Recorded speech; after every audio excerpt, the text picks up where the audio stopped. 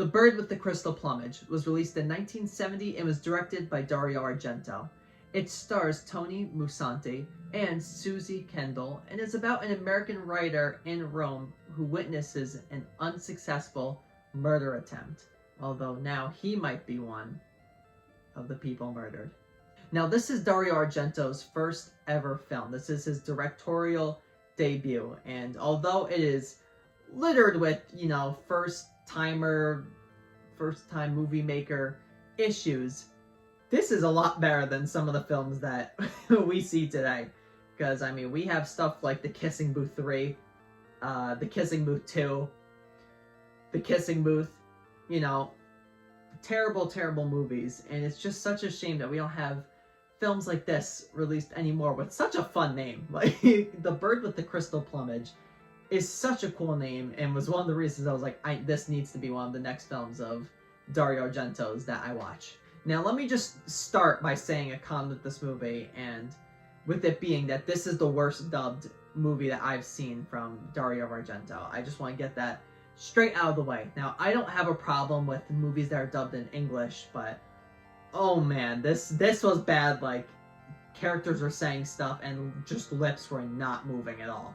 Like, but it's his first film, so I could overlook that, but a general audience probably cannot overlook that very much. So that's the first thing that I really want to mention, is that dubbing. Other than that, and like a few things plot-wise, this is a really, really good start, and I can understand why this movie really jump-started the giallo style of film in Italy. It fits all of its little markers. It has the mystery.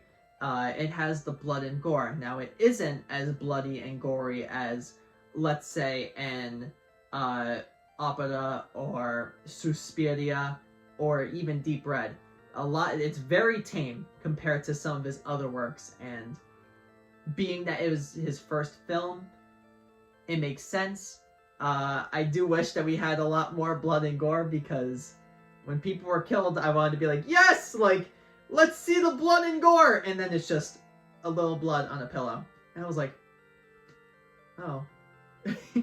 It's not like I want to see people die, but I'm watching a horror film, and I'm watching giallo. I want to see some really cool looking kills. And unfortunately, we don't get that. But that's enough negative stuff, and there's going to be one more kind of negative thing that I mentioned. I want to talk about positives, which the first one being the mystery of this film. Now, to say that last negative very quickly, if you pay attention to the beginning, there's a lot of like pauses and stuff like that, and during the unsuccessful murder attempt. But later on, when our main character, Marcus, is thinking about this, sorry for the little pause there. I realized that his name wasn't Marcus, it's Sam. I'm sorry about that. When Sam is thinking about the murder attempt later on, there's like these weird stops during specific moments that we see, and one of them, if you look, you could see who the person running away is. Now, if you're watching this and you haven't seen the movie and that part happens, don't try to look to see who it is, because I did the mistake of, when I looked at it, I went, oh, that's so-and-so. And then from there, I could piece together what was happening in the movie. Don't make the same mistake I did, because when I did and the reveal was made, I was like, oh, I was right, but darn, I wish that I didn't guess it. Because it is such a good reveal. There's so many great parts to this movie and to the mystery. It strays a little bit during the middle of the movie to stuff that I was like, is this really necessary? And I think it honestly got cut originally, but then got added back later on into the movie just to add runtime. It's really not necessary. It doesn't add that much than to have like a little, I guess, chase sequence. But other than that, this is a really fun movie.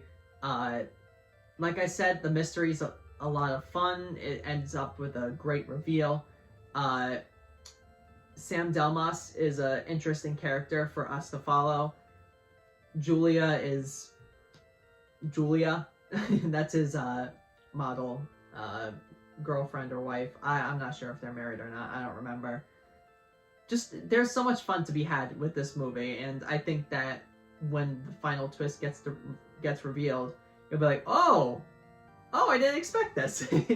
So, overall, I'd give The Bird with the Crystal Plumage a 7.5 out of 10, and I would 100% recommend it. I think it is so much fun, and this really was the film that kick-started the popularity of the giallo film style, and I could see why. It fits all the little markers, and we could see as time goes on, the blood and gore effects start to get even crazier and crazier, and we see the mysteries get even more twisted and end up in great reveals. But this was the perfect start to the giallo film style.